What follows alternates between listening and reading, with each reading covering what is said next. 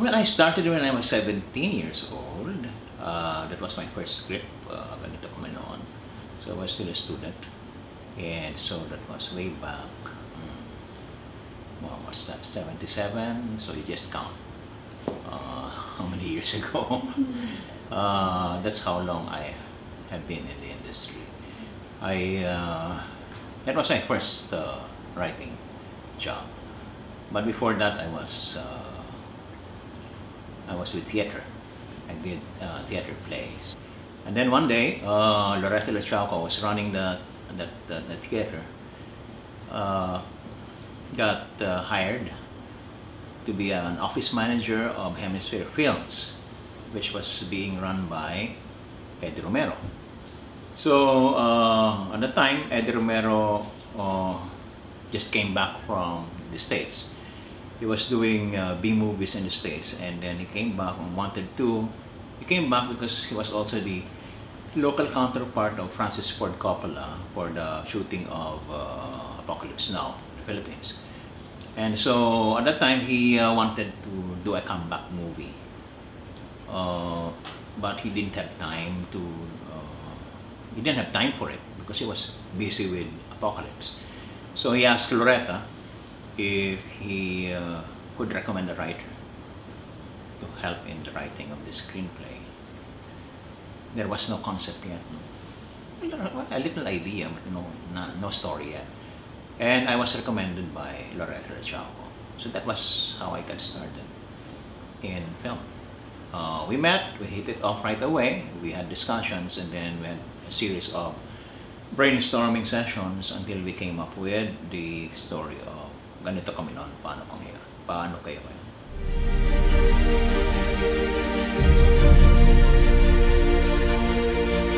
Sabi ng pare kanina, gusto nila ako maging Pilipino, kagaya nila. Ano ibig sabihin nun? Tayong mga Pilipino, isang diwa, isang damdamin, isang gawa. Kami daw ang mga Pilipino, mga dito pinanganak at lumaki. Pilipino din ako. Dito ako pinaanak eh. Sino mo ngayon ang mga Pilipino? Ang mga kagaya ko, handang maglingkod at tumanggap ng responsibilidad. Kasali ba ho ko na yan? Balang araw, ikaw ay karapat-dapat na.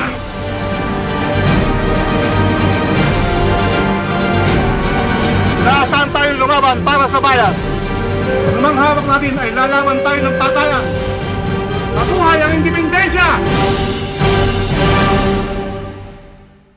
That was my first writing job, project. So I was so excited to do it, and it was a period film, a turn of the century story. So that alone was some kind of inspiration for me. I wanted really to do a historical film or a period film as my first film. And then the fact that it was the first time I'd be doing a screenplay, that alone was some kind of a boost for me. So, but I was just enjoying the job of writing it, and I didn't know it was going to be a classic at the time. No? I was just writing a screenplay, and I enjoyed doing it. That was how it was back then.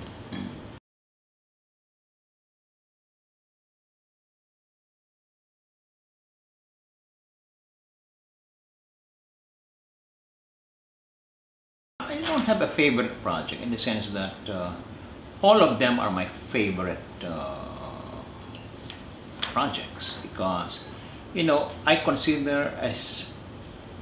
consider a project favorite based on the experience that I've had in writing the screenplay. So each project had a different experience for me. Dealing with the director, discussing with the director, the things that I had to go through, the hardship that I had to go through, the number of, like BALER, I wrote BALER when I was depressed, but I was still able to finish it. Those things, I associate it with the experience that I had when writing those scripts. So all of them are memorable for me, and it's like having children. No? You can play favorites. All of them are your favorites.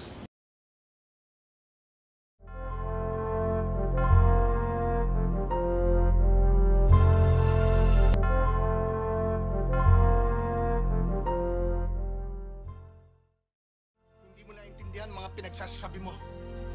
Dahil hindi mo pa naranasan ang pagmalupitan ng mga hayop na yon.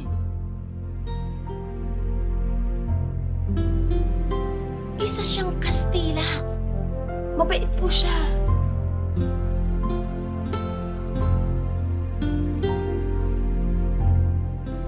Noon ka? Yun ka? Te, Te? olvidare. Olvidare. Ibig sabihin hindi kita malilimutan. Susuko? Paano kami tatagapin ng mga kalaban? Matapos namin halos ubusin ang pwersa nila noon.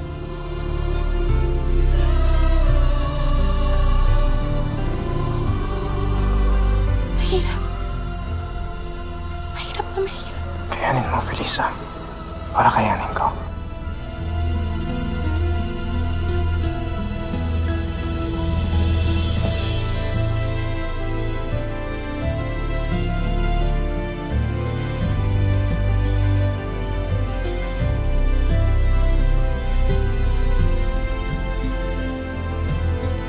Marami nung nakatay sa kanila. Huwag naman sana sina Celso at Lope.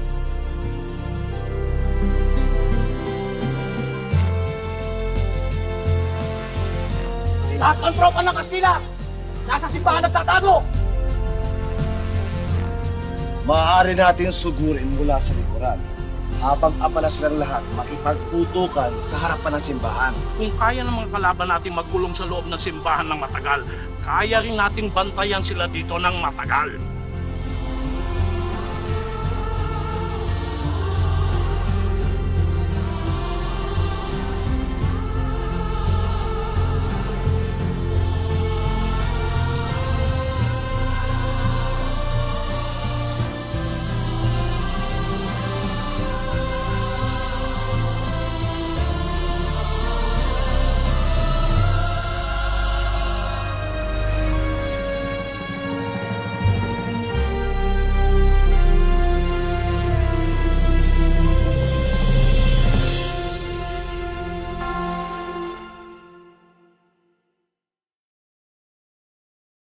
When I'm offered a project or when I think of a story, I want to be surprised by what's going to happen when it becomes a film. So I savor that moment of accepting a project, doing a project, writing it, going through the difficulty of putting the story together, developing the characters and all that. And then after watching it, after it's done and I see it on the screen, then there's this feeling of satisfaction and it's very, very well done. Of course, I've had some projects that really turned out bad. I watched it on premiere night and I didn't like it. May mga ganun experience. There are certain projects that I did that I really hated doing it, but later when I saw the finished product, it turned out one of the best projects I've ever done. And there are some instances in which I really love the project, love writing and love writing the characters, and then when I see the final product, I get disappointed. So really, it's unpredictable.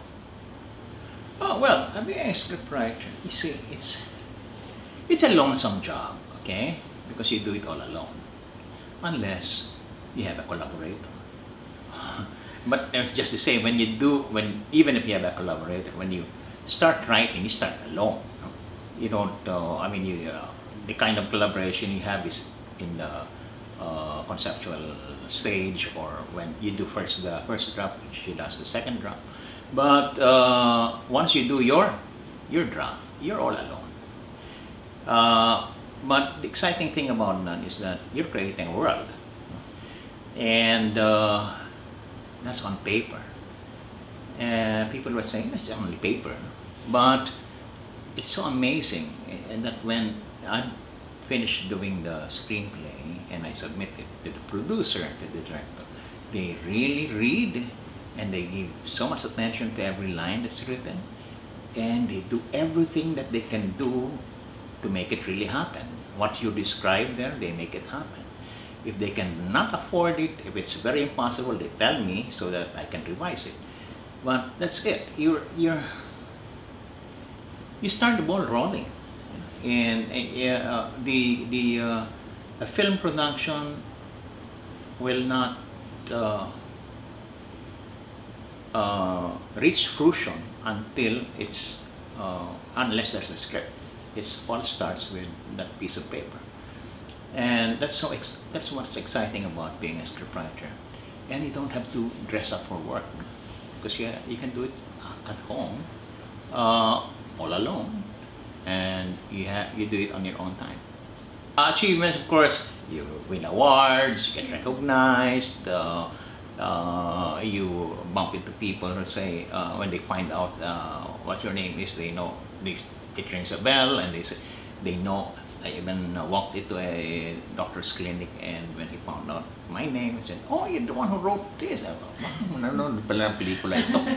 So, yun ang mga things that I enjoy most about being a scriptwriter. There may frustrations still, like sometimes you work with the wrong director. You can never tell. The director may be very articulate. He may be able to express his vision, and you are able to marry your vision conceptually. But when you see the final product, it's not really that good, no? Sometimes the producer, well, when I was beginning, just getting started, I had some producers who didn't pay me very well. Yung mga ganung experience. Bibigyan ka ng 50%, and then when the script is done, you'll ask for in 50%, and it takes something like months before you can get the 50%. All those things. And then, of course, now, especially now, unlike before, and this is the difference. Noon, pag may pelikula, they give credit to the scriptwriter. So, directed by, and then screenplay by. Even in the posters, nandun pangalan ko. If you go to do some research in the archives, look at the ads of ganito kami noon. My name is, you'll see my name there with the director. Now, you don't see the name of the scriptwriter. It's completely ignored. Oh God. And during awards nights, when actors win awards, they thank their caterer, they thank their makeup artist, they thank the director, they thank everybody except the scriptwriter. Unlike, of course, in the Academy, in the Oscars, you'll hear the actors thanking the scriptwriters. You don't hear that in the Philippines, very rarely. So that's a big frustration for us. When you go to the set, people don't know you. But it's understandable because you are an absentee member. So are you required to go to the set, or it's No, you're not required because once the screenplay is approved, that means to say it's a director's call? No, the producer has finalized the budget for each scene. Okay, so if there will be some revisions that need to be done, that's because probably the actor cannot make it, or they're running out of time, or the location cannot be secured, and they have to change. Yun ang mga changes na kailangan mong gawin. But otherwise, once you submit it, yun. You just visit the set as a guest. If they ask you to visit, sometimes I know of some colleagues of mine who are not welcome on the set. They even, I've never had that experience, but some of my colleagues, ganun. Minsan nililigaw pa yung writer, bibigay yung kung saan ang location, bibigay yung mapa, pero nililigaw nila, hindi pala nandun because they don't want the writer to be on the set. Why? Because the writer is the owner of the concept of the story, and some directors are insecure, don't want to have the writer around taking a look at what he's doing with his material, di ba? May mga ganong director. And so far, wala naman akong ganong experience with the directors I've worked with. They invite me, you know, to visit the set, but when I go there, I'm just a guest. I'm not a member of the team anymore. So the actors, they don't know the writer. They only know the writer by name. Kasi nakikita nila sa screenplay, di ba? Sige na ito. But when you bump into them, they don't know you. They'll say, hello, hi, hello, unless you've met them before, no? During the conceptual stage when you're ganun ang kasing ganun ang role ng writer. He's an absentee member of the team because he has done his work already. His work is in the pre-production stage. Pre-prod, siya lang mag-isa dyan sa screenplay. After that's done, the director takes over, cinematographers, everybody involved in the production stage. Wala na dun writer. Words ang medium namin. This is very familiar with everybody. Everybody knows words, and they use words in their conversation, all that. So they think that because they understand words, or they know how to converse, and therefore they know how to write dialogue. Maraming nakikialam pag nasa script. Even in the big film companies, diba? Pag pre-production, nagawa na yung script. Kung kanin-kanino pa yan dadaan, babasahin, magko-comment, pati PA nagko-comment dyan. Everybody thinks that they're experts in script writing because it's just a matter of reading it and then commenting, di ba? Unlike, kunwari, cinematographer ka or editor, hindi naman lahat nakakaintindi ng editing. Di ka na parang pangit, mali yata yung editing dito. Unless you're an editor, you can't say that. No? Or unless you're a film student or a film buff. Same way with cinematography. Alam mo, medyo hindi na ito maganda. But you cannot be you cannot make like an expert comment.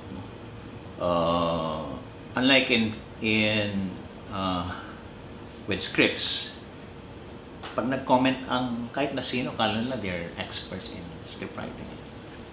Sabihin na, ay, hindi maganda ang dito. They'll say those things. And, wow, it can be infuriating for the script writer. So far, wala naman akong ganong experience, but naririnig ko yun sa mga iba kong mga kasamahan. I don't research when I have a project. I do continuous research. I mean, I have this appetite for it, voracious appetite for information.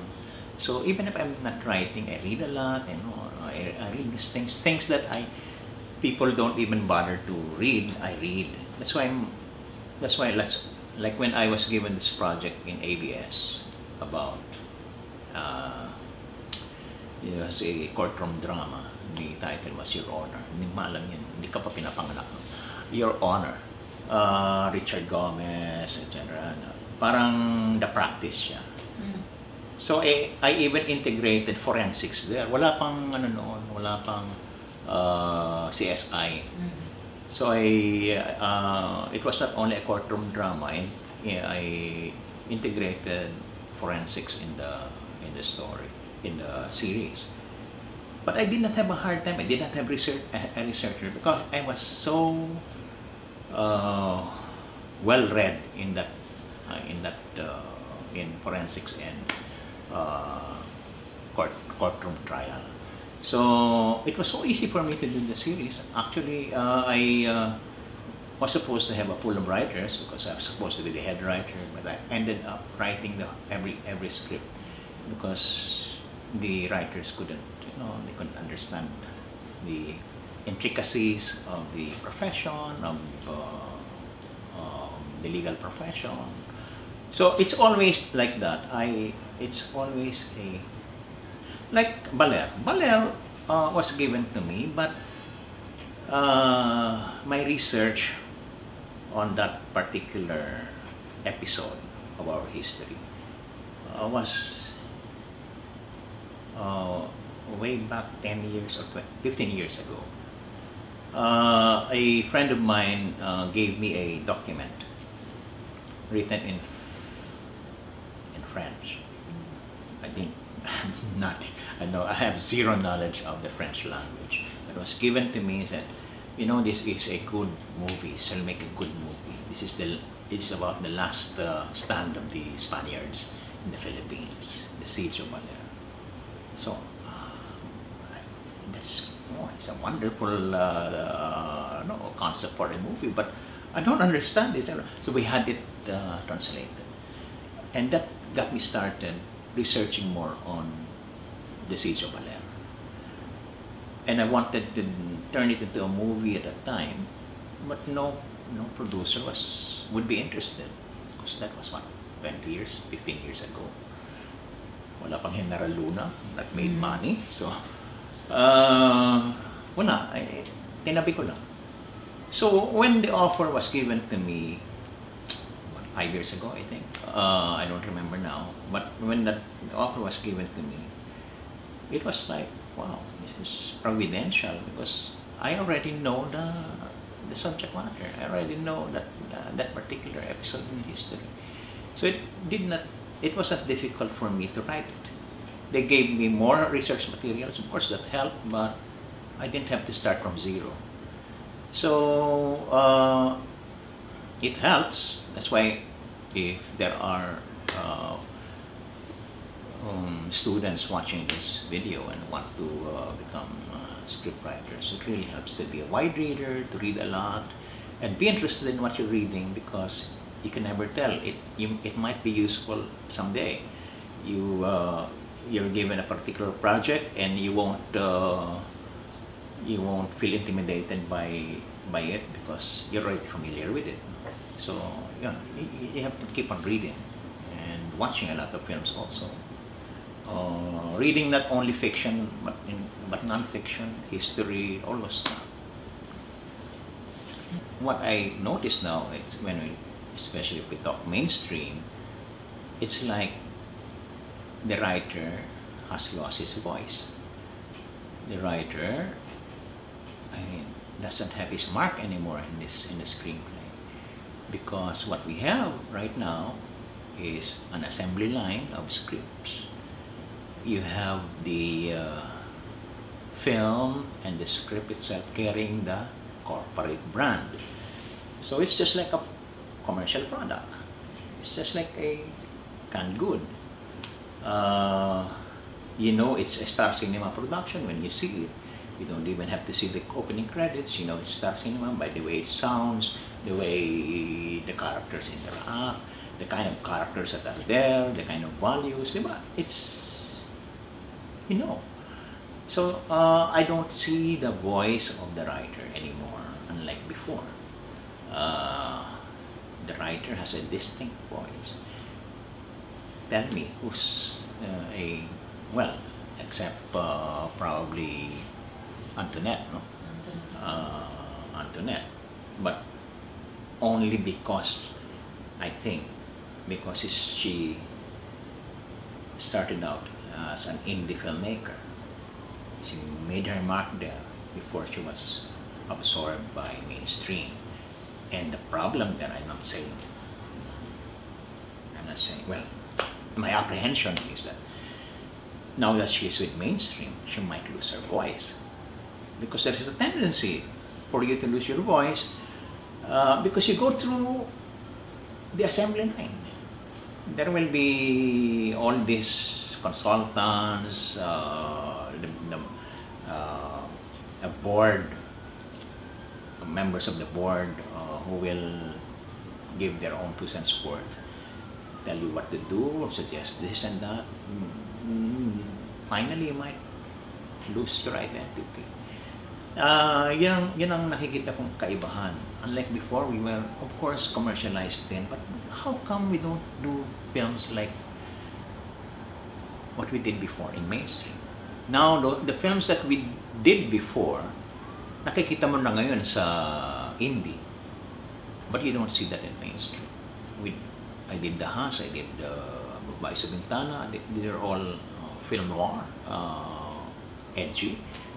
You cannot make that now.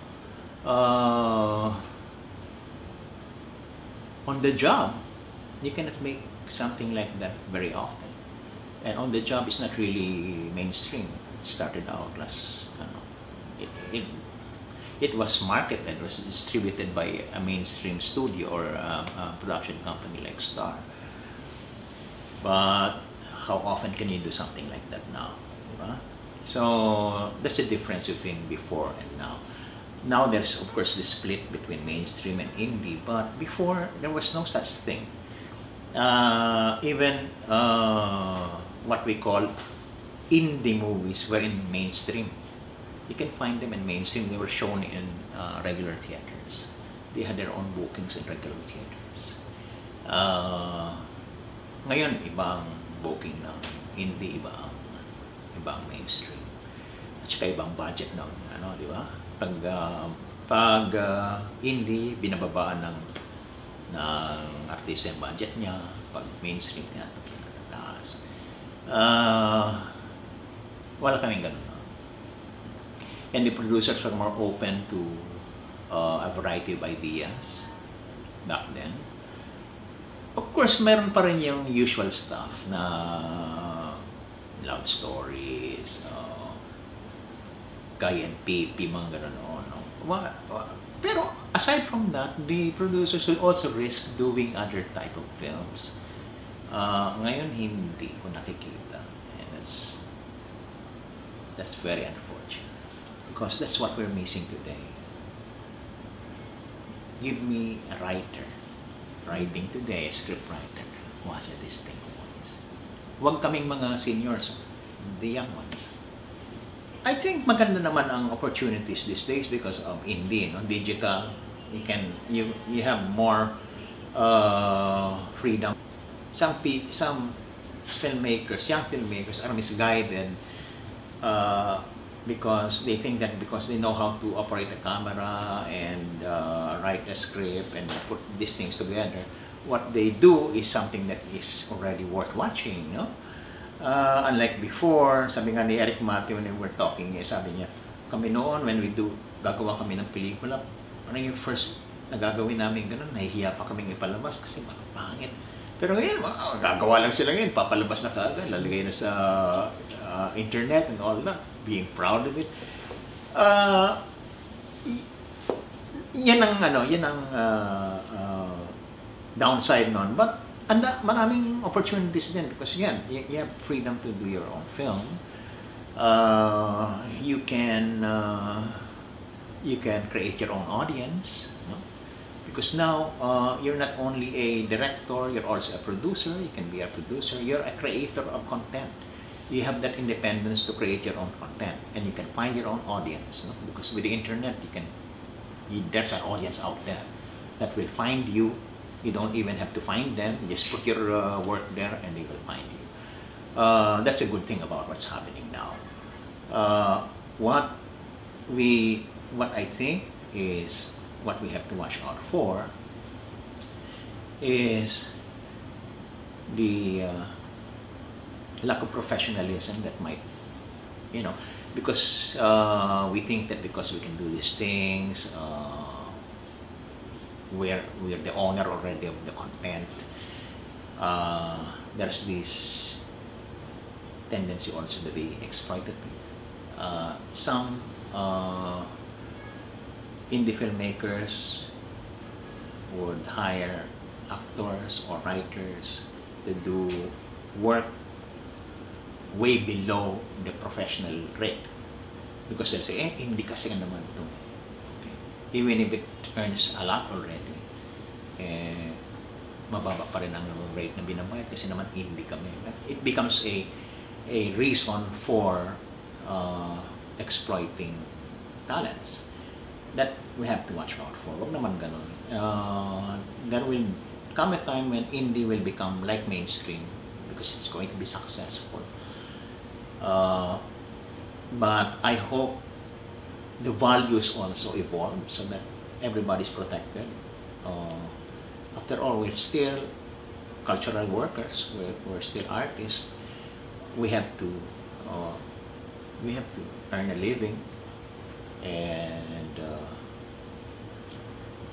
if the producer or director succeeds, then it has to be not only his success but everybody else's. My former students would say, come to me and say, I like to write, and I want to be a scriptwriter. So why don't you do it? Why don't you write? They're waiting for an offer. Don't wait for an offer. You have to keep on writing. Whether there's an offer or not, whether you think it's going to be bought by a producer or not, you just have to keep on writing because you have to practice your craft. The problem with us writers is that it's unlike actors. They still practice their craft. Walang pelikula, punta sa entablado, acting sila, then they still practice their craft. Kami kung walang offer ng sulat, paano yan? Hindi ka na magsusulat, then you will lose your touch. You have to keep on writing and writing and writing. I got that advice also from Eddie Romero, the late Eddie Romero, because one time I got frustrated already because the offers that I was getting was not good. Sabi ko ganon. They're all so commercialized. Sabi ko ganon. There was one producer who came to me and he offered me this project about a salesman and his kid, door-to-door salesman. Lipat-lipat sila, nagbebenta. Maganda yata. Sabi ko, parang wala pang indie movie nun. Pero it's not like mainstream because it's about a salesman and his kid. So yes, I'm going to do it. Sabi ko gano'n. And then when I was already excited to do it, sabi niya, ang binibenta nila is an electric fan. Sabi ko, door-to-door electric fan. Sabi ko, parang hirap yata magdala ng electric fan. Pag nabenta yung isa, dahil uwi pala sila. Yan. Hindi, merong truck doon na dala-dala nila door-to-door. Sabi ko, okay. Pero ang electric fan, 3D electric fan, ha? 3D, that's a brand. Ayaw kung meron, wala na yata gano'n. 3D electric fan. Bakit 3D electric fan? Turned out that the whole film was a commercial. I mean, and they're pushing for 3D electric fan. 3D was going to be financial so that the product is already integrated into the story. So this is a commercial movie. This is a commercial, meaning a commercialized movie. It's an extended commercial spot. I didn't like it, so I received a lot of offers like that after ganito. And I got frustrated. I didn't want to follow up ganito with a movie that I can't be proud of. And I told about one time I had that chance to talk with Eddie Romero and said, why don't you just accept it? It's not the kind of film that I want. But when will you start writing again? Sabi niya ganon. If you don't keep on writing, you lose your touch. And then when the right offer comes, you may not already have the expertise to write that project that you want. So just keep on writing. If you're a serious filmmaker, serious writer, you will discover on your own the lessons that you need to grow as an artist. I'll tell you all these things that I've learned or what. You will not, these are good things to listen to, but they may not be useful to you. The only relevant things for you are the things that will happen to you when you write and or direct. So if you have any qualms or let's say hesitation about doing things professionally, writing, becoming a professional scriptwriter or a professional director, banish the thought. forget about that. Don't be intimidated by all of these things that you find so awesome, so overwhelming. Just face it and do it, and follow what is in your heart.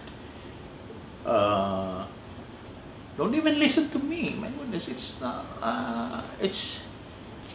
just a good thing to do, and whiling away your time listening to this particular interview. But what's more important to you will be what will happen to you when you decide and start writing, interacting with people in the industry, professionals, and then making that movie and seeing that movie up there on the big screen. So make it happen. I'm not going to make it happen for you. Make it happen.